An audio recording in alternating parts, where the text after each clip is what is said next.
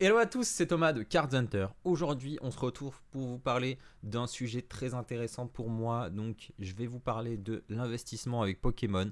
Pourquoi j'ai investi 20 000 euros dans Pokémon ces 2-3 derniers mois. Comment j'ai fait, quel a été mon parcours, etc. Je vais tout vous présenter. Donc, tout d'abord, pour vous donner un petit peu de rétrospective, moi, Pokémon, comme la plupart d'entre vous, quand j'étais enfant, j'ai joué au jeu Game Boy. Voilà, ça a été un de mes jeux vraiment favoris de la Game Boy. J'ai pas quitté ma Game Boy pendant des mois à jouer à Game Boy, à Pokémon Rouge, à Pokémon Jaune, Pokémon Or, etc. Je les ai tous faits, voilà, jusqu'aux épisodes DS. C'était vraiment un kiff à l'époque. Et en parallèle, bah, j'avais des cartes, je collectionnais, j'avais des stickers, etc.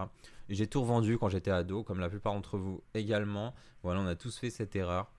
Mais le jeu, en fait, Pokémon, j'y suis revenu un petit peu plus tard, voilà, à l'époque de Noir et Blanc, entre 2011, 2012, 2013, quelque chose comme ça. Voilà, en fait, j'ai appris que Pokémon, c'était aussi un jeu de cartes, voilà, qui avait une compétition sur le jeu de Pokémon. Donc j'ai appris à jouer à ce jeu Pokémon. Et puis je me suis lancé avec des amis sur la route à faire tous les tournois en France et pas mal en Europe. Voilà, donc j'ai pu participer à quelques championnats de France notamment.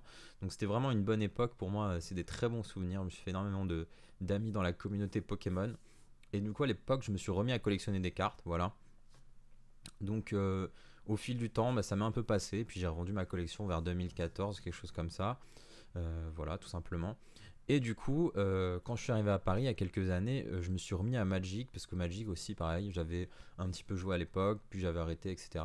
Et vu qu'à Paris, il y a une énorme scène de compétition Magic, je me suis remis à jouer énormément à Magic. Donc ça m'a remis dans le TCG, voilà, tout simplement. Et il y a environ 2 ans, en fait, j'ai eu une opportunité de racheter une collection. Donc j'ai racheté une collection de Magic. Et puis j'ai gardé certaines cartes pour moi. J'en ai revendu d'autres. Et j'ai fait ça en fait plusieurs fois. Ça m'a permis de construire mes propres decks. Tout simplement. Voilà, avec un petit capital de départ, en fait, j'ai réussi à accumuler beaucoup de cartes. Ce qui m'a permis de lancer ma boutique de cartes Magic aujourd'hui.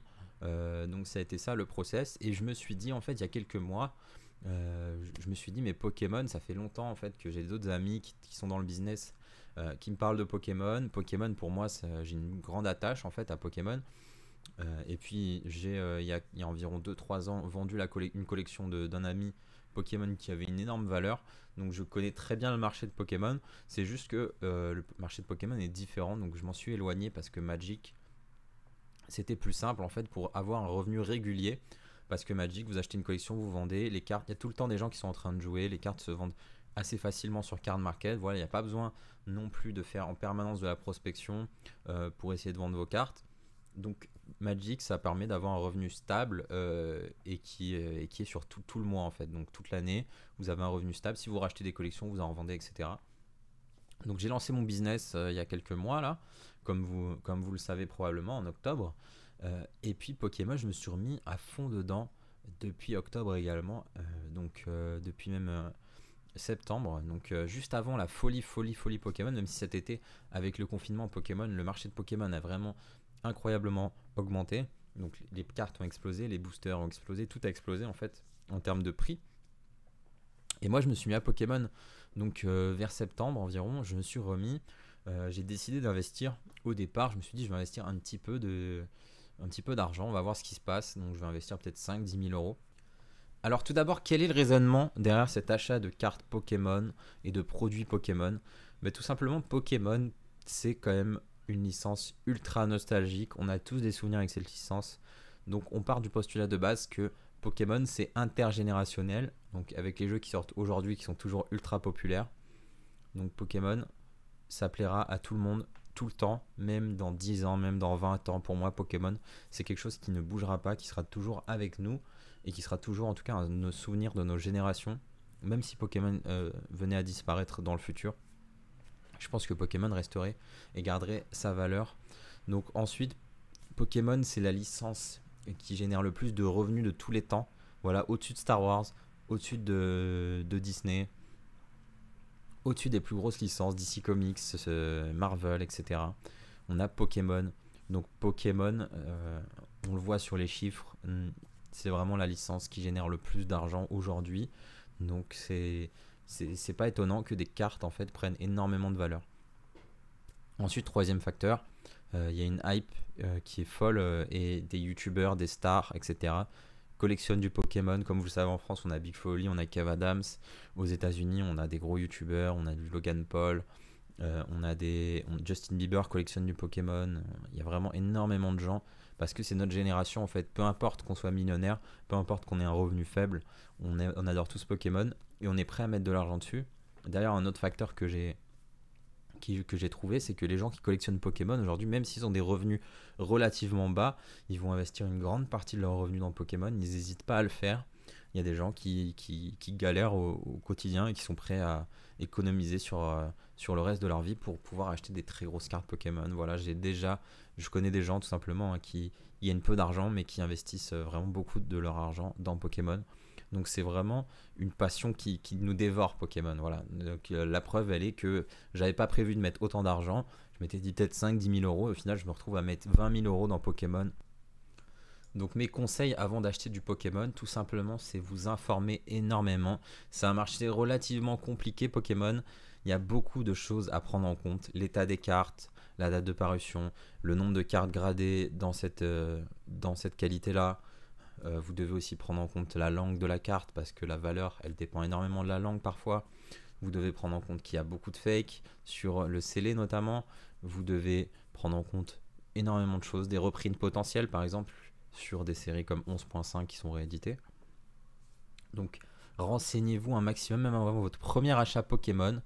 Voilà, écumez les sites, regardez les groupes Facebook, regardez les chaînes YouTube, idéalement des chaînes YouTube anglophones si vous pouvez, si vous avez la capacité, parce que vous allez apprendre énormément de choses. C'est pour ça que j'ai fait cette chaîne aussi, parce que pour moi en France le contenu il est à un seul niveau. On fait de l'ouverture de booster, il n'y a pas grand chose d'autre, il n'y a pas de news, il n'y a pas d'explication sur du gradé, sur des contenus très précis, il n'y a aucun contenu sur de l'investissement.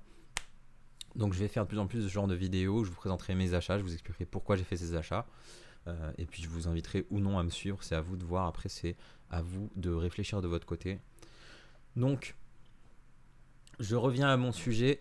Donc pour investir, tout d'abord prenez le temps, même si ça prend plusieurs mois, plusieurs semaines, à vous renseigner, à comprendre ce que c'est que première édition, à comprendre ce que c'est qu'une carte mint, near mint, X, etc. Voilà, donc renseignez-vous au maximum. Et ensuite diversifiez-vous sur vos achats. Alors le mieux à acheter sur un investissement long terme, ça restera toujours le scellé, surtout le scellé Wizard et le scellé X, tout simplement parce que ces produits sont de plus en plus ouverts par les youtubeurs, etc. qui arrivent dans le marché. Mais diversifiez-vous quand même. N'achetez pas que du français, n'achetez pas que de l'anglais, n'achetez pas que du japonais, n'achetez pas que du scellé, n'achetez pas que des cartes gradées. Le but quand on investit, c'est de se diversifier, on minimise les risques et en même temps on a plusieurs potentialités de croissance tout simplement sur les investissements. Donc tout d'abord en scellé, moi ce que j'ai acheté la base de la base, tout simplement. J'ai acheté des blisters sets de base comme ça, voilà, j'en ai acheté 9, j'en ai revendu 3 pour financer d'autres choses parce que j'avais déjà pris un gain conséquent. Donc c'est pareil aussi, si vous achetez 10 fois un objet et que cet objet fait x3, revendez une partie de votre capital pour investir dans d'autres choses et toujours vous diversifier ou alors récupérer une partie de la somme tout simplement. Donc j'ai acheté ces blisters, je les ai achetés en dessous de ce qui valait à l'époque parce qu'ils sont très très légèrement abîmés. Pour moi ça ne changeait rien à la valeur de ces produits qui est des petites traces blanches de colle ou autre. Non pas des traces de colle mais des traces, voilà, par exemple ici vous avez une trace blanche qui en fait c'est comme si le carton avait été très légèrement abîmé. Voilà, j'ai payé ces produits environ à l'époque, donc c'était il n'y a même pas 2 mois, je les ai payés. Donc je vous le dis, 160 euros Florizarre et Tortank, 180 euros Dracofeu, alors qu'ils se vendaient 200 et 250 euros. Aujourd'hui, ces blisters-là, j'en ai vendu 3 pour 1100 euros. Voilà, pour vous dire à peu près la valeur que ça. On est environ à 300 euros pièce aujourd'hui. Donc j'ai déjà fait x2 sur ces produits, tout simplement. Donc c'est un beau gain. Sachant qu'en plus, sur mes 9 boosters, j'en ai 2 qui sont lourds. Voilà, donc qui ont potentiellement plus de valeur, qui contiennent une holographique. Peut-être qu'on les ouvrira sur la chaîne un jour, si on atteint un certain palier d'abonnés. Pour l'instant, je les garde bien au chaud. Voilà, en produits scellés, juste après, en fait, j'ai eu une opportunité juste avant l'explosion du marché, tout simplement. Donc j'ai acheté, voyez ici, un display jungle, voilà, en anglais, édition 2. Donc ça, j'étais très content de trouver un display en anglais en France. Voilà, c'est pas hyper courant. Donc pourquoi j'ai acheté ce produit? Comme je vous l'ai dit, c'est un produit qui continuera d'être ouvert. Le stock, il est limité aujourd'hui, il n'y en aura jamais plus. C'est un peu comme le Bitcoin, il y en a un certain nombre qui ont été imprimés, il y a un certain nombre de Bitcoins qui vont être générés au final, et il n'y en aura pas plus. Et là, des gens continuent à l'ouvrir, donc des youtubeurs, ils font des box breaks, ils font des openings, ils vendent les boosters à l'intérieur, etc. Donc c'est un produit qui, à long terme, va forcément valoir beaucoup plus cher que ce que ça vaut aujourd'hui. Si on parle de 5-10 ans, je vois pas ce produit descendre d'un seul euro, c'est quasiment impossible en fait. C'est vraiment la valeur refuge de Pokémon, ce genre de produit. Donc ce display, je l'ai acheté environ un peu en dessous du marché parce que je l'ai acheté hors eBay, donc j'ai pas payé les frais, etc. à l'époque. Et c'est un display qui a fait déjà environ x2 à x3 en quelques mois depuis que je l'ai acheté. Donc je l'ai acheté environ 3500 € et aujourd'hui ça vaut à peu près 8 à 9000 €. Donc c'est un investissement de ouf. Ça n'existe pas ça sur le marché boursier ou autre.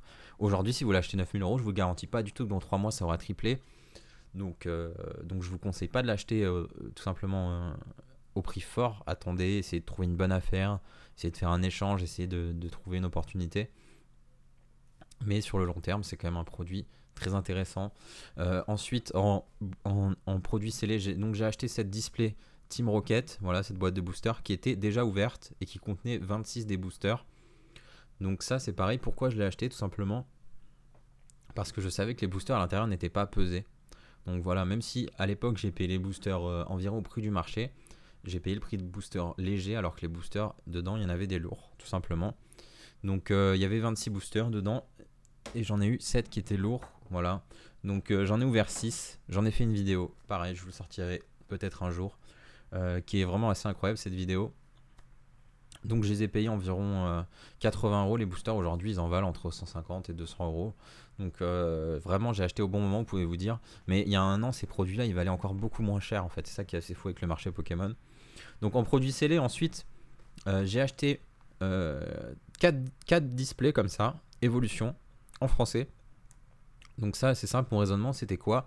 Mon raisonnement c'est que Evolution c'est en fait une réimpression du set de base. Le set de base devenant extrêmement cher et très très difficile à se payer tout simplement, les gens vont se tourner vers du display Evolution, voilà, qui est une réimpression du set de base. Donc quand j'ai acheté ces displays, ils étaient environ à 200 € pièce. Quand je les ai achetés, en fait, il y a eu une explosion sur le marché américain. Ces displays, ils sont passés d'environ 200 $ à 400 à 500 $. Donc tout simplement, je me suis dit que sur le français, ça allait faire pareil. Au bout d'un moment, on allait quand même s'aligner sur le marché américain. On peut pas proposer des displays à 200 € alors que ça devient quand même quelque chose d'assez ouf sur les autres marchés. Donc voilà, j'ai acheté 4 displays. J'aurais dû en acheter plus honnêtement. Je me suis dit, je vais quand même investir. Ça m'a quand même coûté environ 800 €. Hein. C'est pas anodin. Je me suis dit, pour minimiser le risque, voilà, j'en achète que 4. Il y en a un qui arrivait abîmé, je l'ai ouvert. Donc j'ai fait une vidéo aussi, je vous sortirai ça par contre très bientôt. Donc voilà, aujourd'hui ces displays là ils valent déjà presque 400 €. Voilà.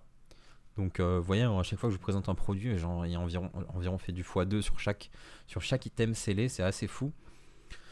Du coup ensuite, qu'est-ce que j'ai acheté?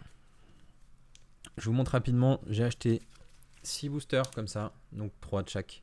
Voilà, donc je me diversifie au max, hein, c'est-à-dire que là, hop, on a du fossile, on a du jungle.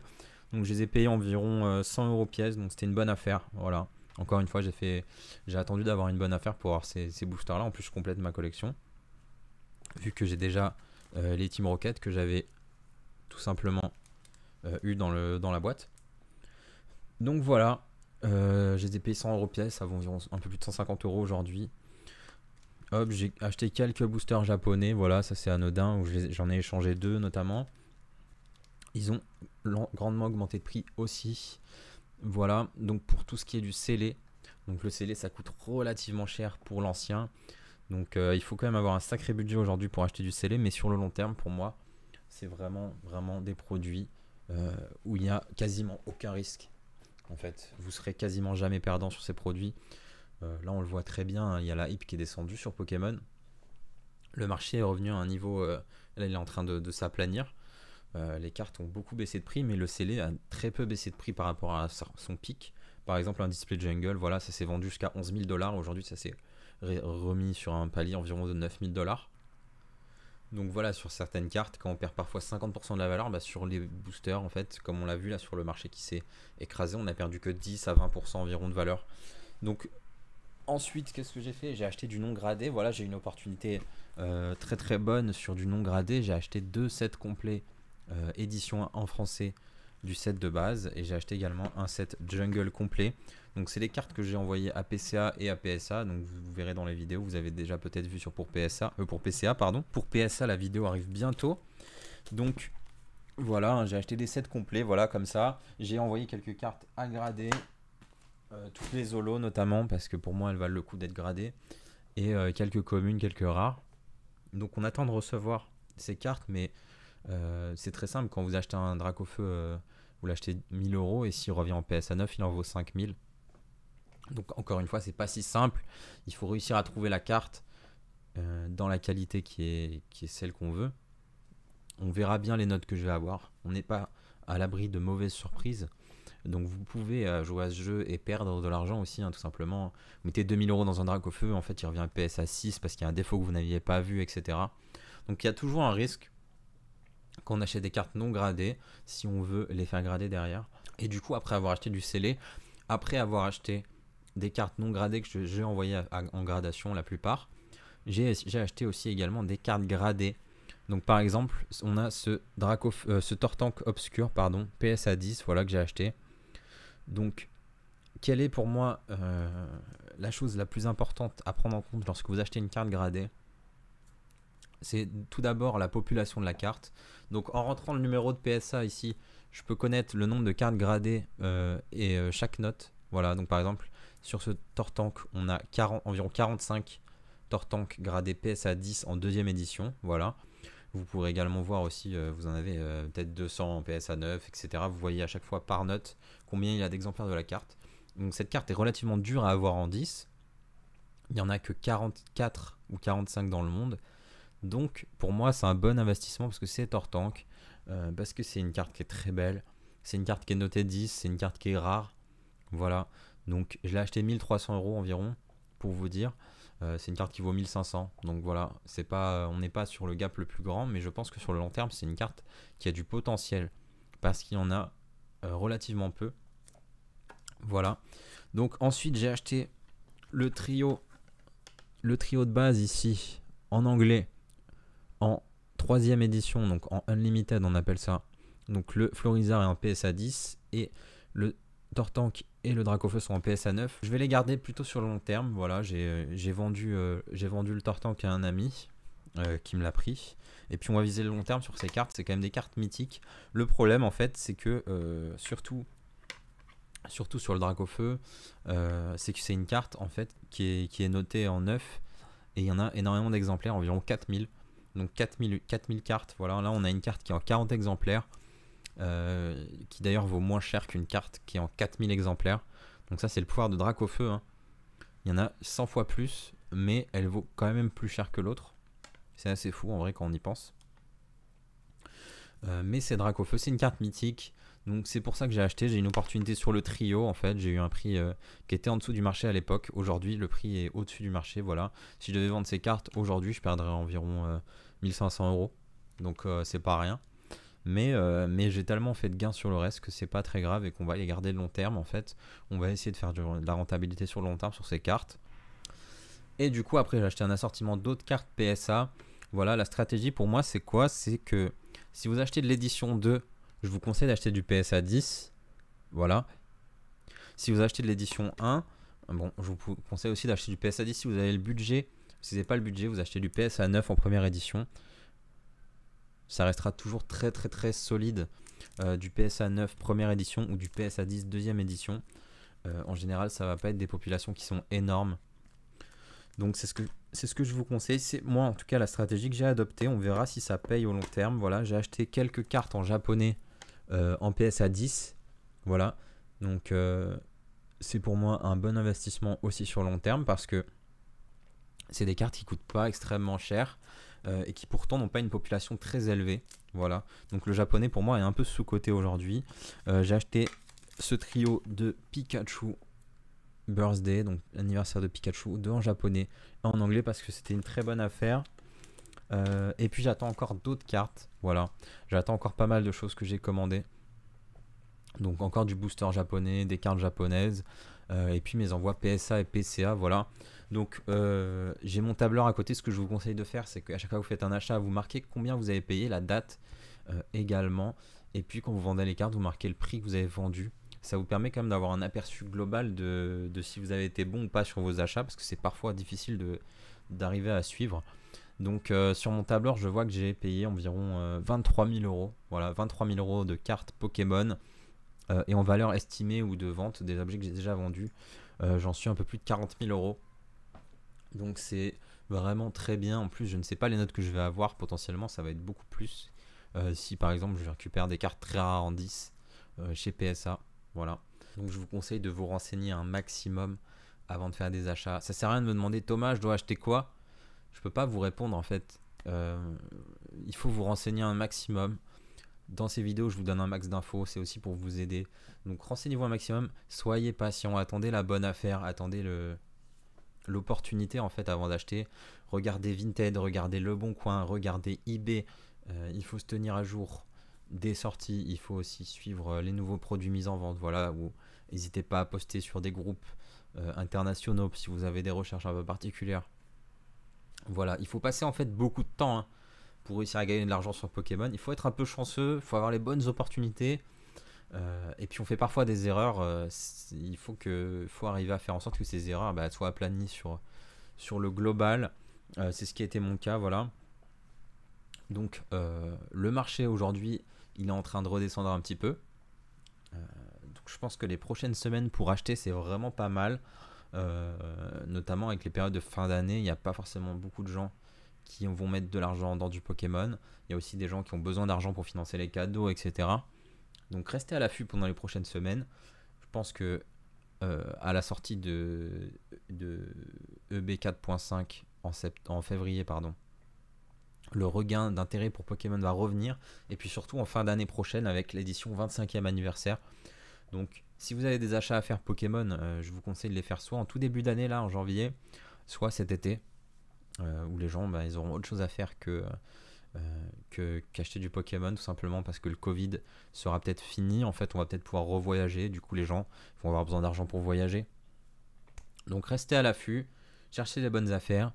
Et puis on parlera de sujets plus précis dans les prochaines vidéos. Voilà, c'était plutôt une vidéo globale pour vous présenter mes investissements à moi, comment j'ai fait mon process, etc.